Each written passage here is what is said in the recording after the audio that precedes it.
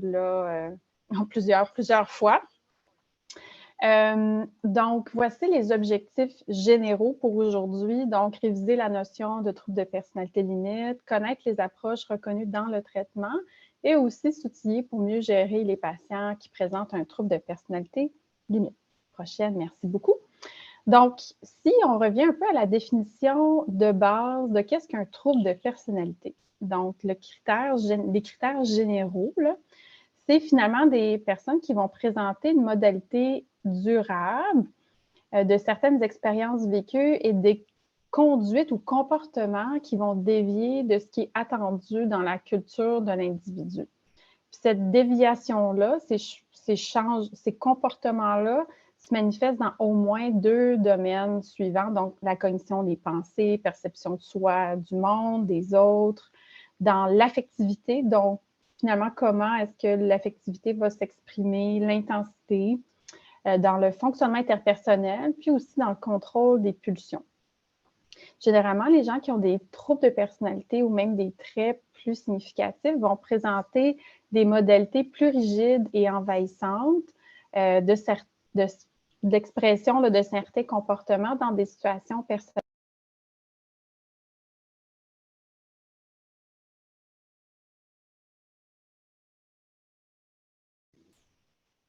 Pardon, je pense que j'ai disparu un instant. Mon browser bug depuis la semaine dernière. Donc, si je disparais à nouveau, je devrais réapparaître par magie des internets.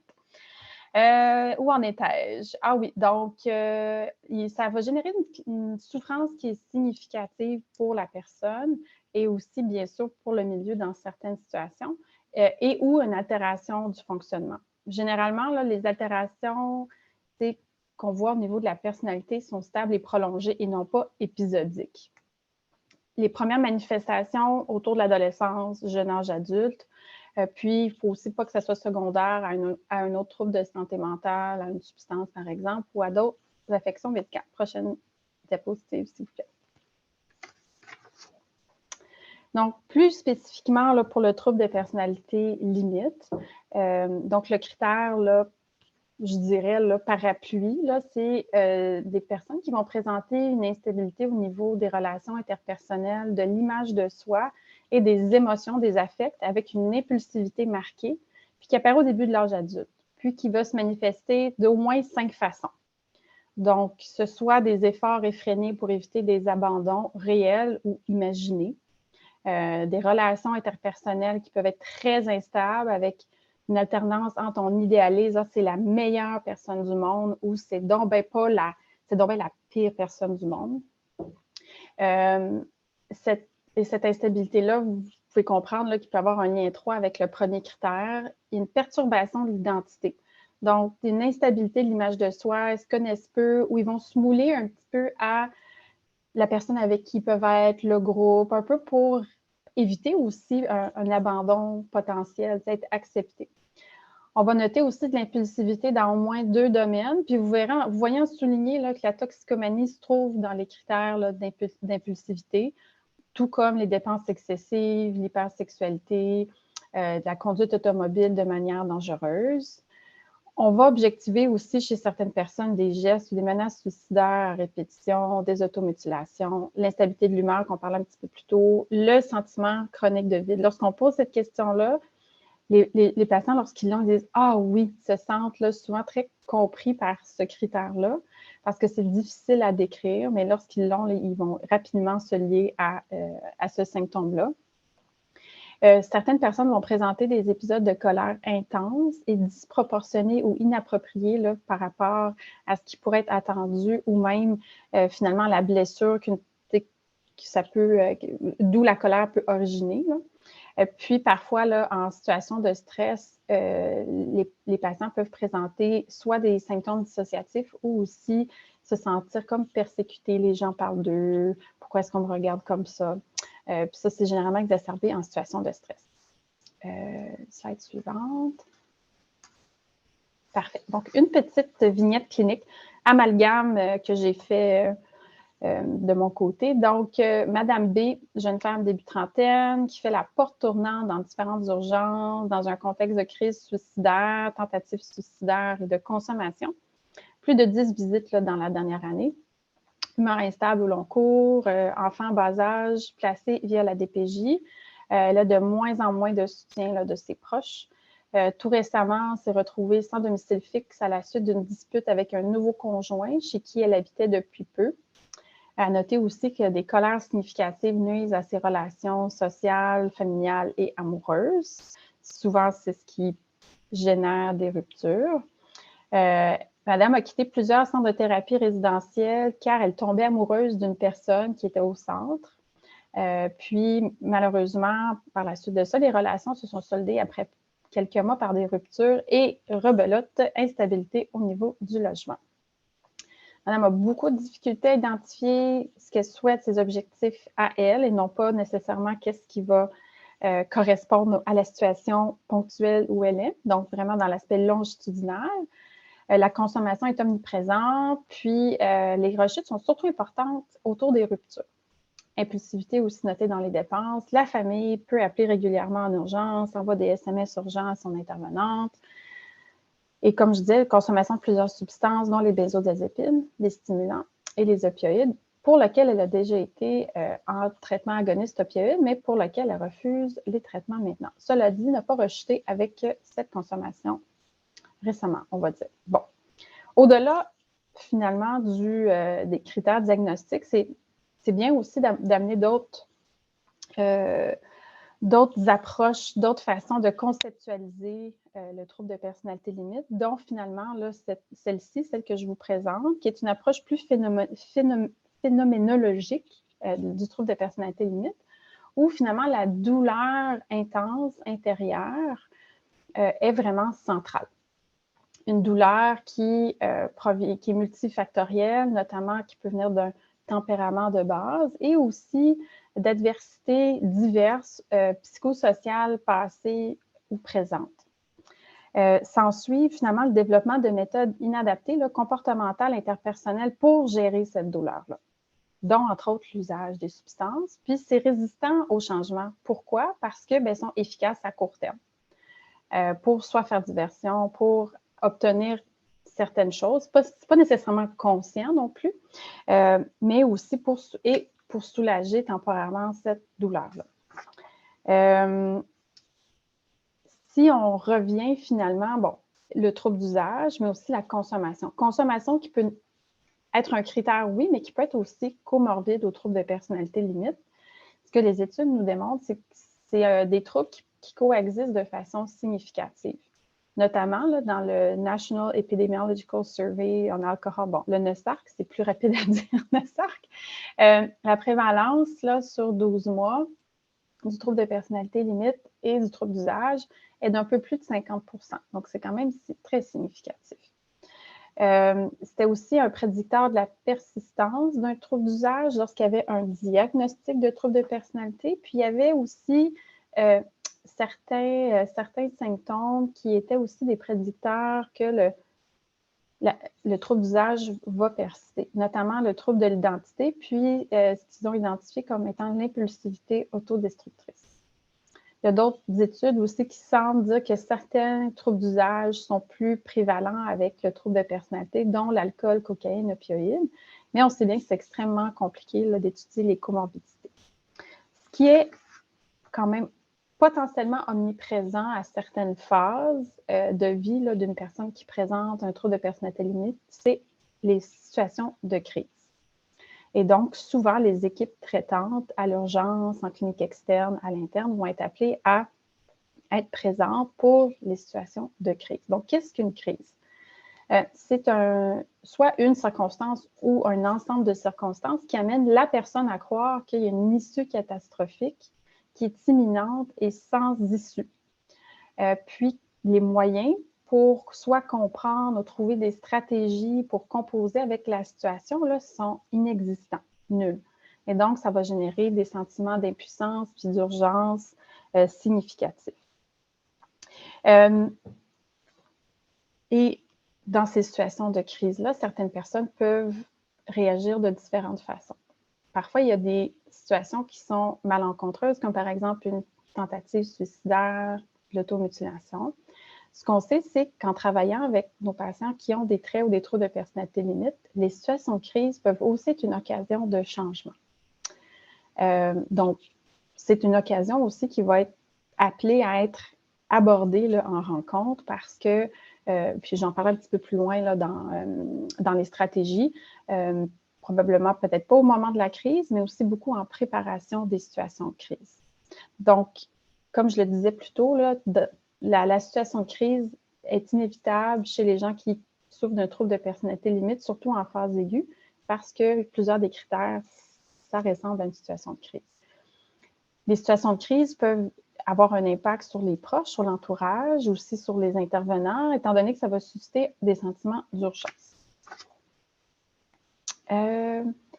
Donc, quelques principes généraux pour l'intervention. Donc, si on commence par les modalités de suivi en général, dans la mesure du possible, on tente de centraliser le suivi ou encore d'éviter l'éparpillement des ressources pour favoriser une meilleure communication, mais aussi limiter les occasions de clivage ou de situations interpersonnelles plus délicates.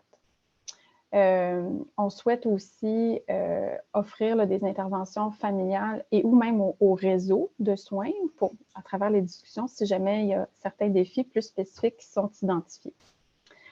Le cadre est très important pour tout suivi, mais tout particulièrement chez les gens qui présentent des traits ou un trouble de personnalité limite. Donc, quel est le mandat de votre organisation? Quel est votre rôle à vous? Qu'est-ce que vous pouvez offrir à cette personne-là? Et autant que possible, aussi respecter les limites de qu'est-ce que vous pouvez faire, qu'est-ce que votre organisation peut faire pour cette personne-là. Ce qui est important aussi, c'est d'aborder et tenter d'élaborer, je dis bien tenter parce que parfois il y a un peu de résistance, les gens ne veulent pas toujours aborder ça, mais on tente d'élaborer un plan de crise rapidement. Les moyens que la personne, le patient peut mettre en œuvre pour assurer sa sécurité.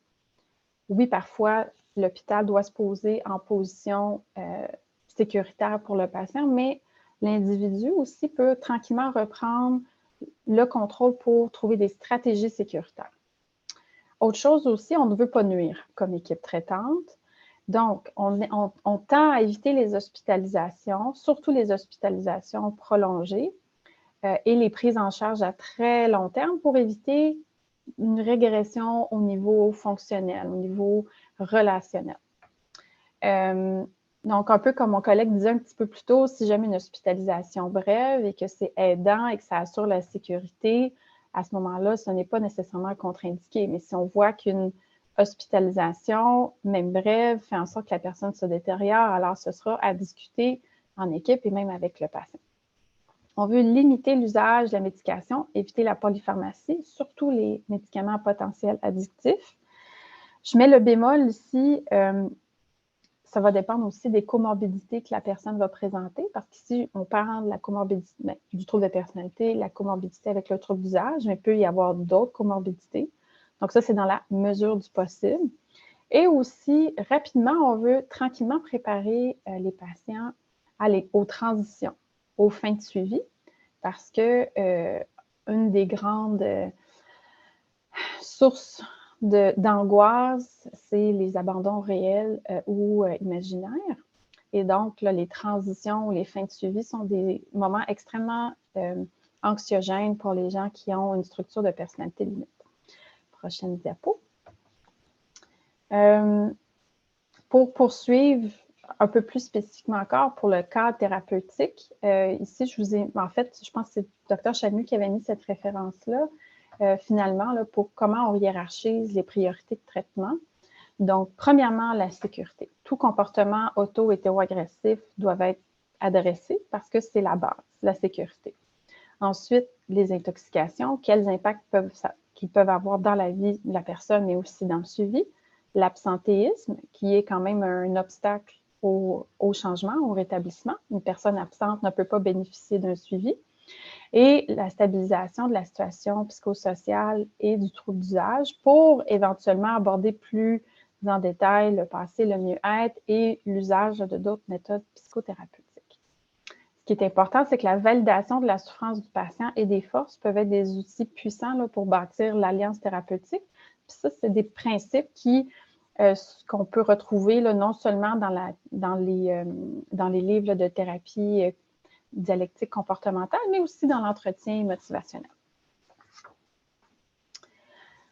Dans les traitements spécifiques reconnus, il y a plusieurs approches psychothérapeutiques là, qui ont quand même des données au niveau de la recherche scientifique, dont entre autres la thérapie comportementale dialectique, la DBT, qui a aussi une adaptation là, pour le trouble d'usage en comorbidité, la thérapie des schémas, même chose qui est une adaptation pour le trouble d'usage comorbide, la thérapie basée sur la mentalisation et la thérapie centrée sur le transfert. Généralement, les données démontrent qu'ils ont un effet modéré dans le rétablissement des patients. Puis les tailles d'effet sont assez comparables d'une approche thérapeutique à l'autre. Ce qui est surtout important, c'est d'avoir une approche structurée. Donc ça, c'est pour le volet psychothérapeutique. Si on regarde un peu plus en détail la pharmacologie, il n'y a pas vraiment de traitement pharmacologique en soi pour une personne qui souffre d'un trouble de personnalité limite. Il y a quelques données pour certaines molécules. Parfois, la pharmacologie peut être un adjuvant pour diminuer certains symptômes. Le plus souvent, ça va être pour traiter les comorbidités. Donc, on doit quand même être vigilant lorsqu'on prescrit la médication pour s'assurer finalement que la médication est aidante. Est-ce que ça offre un changement au niveau de la souffrance, soit du groupe de symptômes et du fonctionnement, puis de voir c'est quoi le diagnostic qu'on souhaite traiter. L'impact, comme je disais, là, peut être potentiellement limité là, des différentes molécules pour spécifiquement le trouble de personnalité limite. Parfois, en période de crise, on peut utiliser la médication au besoin là, pour temporiser l'impulsivité. Donc, voilà. Prochaine diapositive. Donc, si on continue aussi dans l'approche, donc pour les personnes qui ont présenté la comorbidité de troubles de personnalité limite, troubles d'usage, qui peuvent aussi avoir beaucoup de difficultés à s'engager dans un suivi pour différentes raisons, aussi psychosociales, en plus là, des défis au niveau santé mentale. Sur le principe de l'élastique ou de l'entonnoir, peuvent être utilisés donc un cadre plus flexible au départ avec des objectifs modestes qui mettent l'accent sur l'engagement du patient dans le traitement d'une durée de quelques semaines à mois, puis graduellement les exigences augmentent jusqu'au cadre habituel. Évidemment, une fois que le cadre habituel est obtenu, on tend à éviter un retour vers l'arrière. Ce qui est favorisé aussi, c'est un dépistage systématique, troubles d'usage et les enjeux de personnalité rapidement dans l'évaluation initiale pour ensuite évaluer les besoins. Selon les milieux où vous travaillez, parfois les traitements ne se feront pas nécessairement de façon intégrée. Donc, parfois, ce sera de façon conjointe ou séquentielle. Cela dit, ce qui est important, c'est que les patients soient inclus dans les traitements et de recommander le traitement supplémentaire là, pour finalement compléter ce qui ne peut être offert dans votre équipe. Donc, par exemple, un traitement supplémentaire en trouble d'usage pour une personne qui a un trouble de personnalité limite, selon ce qui est aussi opportun au stade. Diapositive suivante. Au niveau du prognostic, rapidement, parce que je vois le temps qui file, donc les données nous indiquent quand même que les gens qui souffrent de troubles de personnalité sont le groupe le plus stigmatisé parmi les catégories de troubles de santé mentale. Effectivement, ils peuvent présenter plusieurs risques significatifs, 3 à 10 % de décès par suicide, surtout lorsqu'il y a une comorbidité là, de troubles dépressifs et de troubles d'usage. Donc, ce sont des chiffres qui sont quand même assez importants. Cela dit, dans une majorité de situations, il y a une évaluation tout de même favorable avec le temps, puis dont une rémission là, du trouble de personnalité limite là, de 40 à 50 % en 2 ans, pouvant aller jusqu'à 88 % après 10 ans.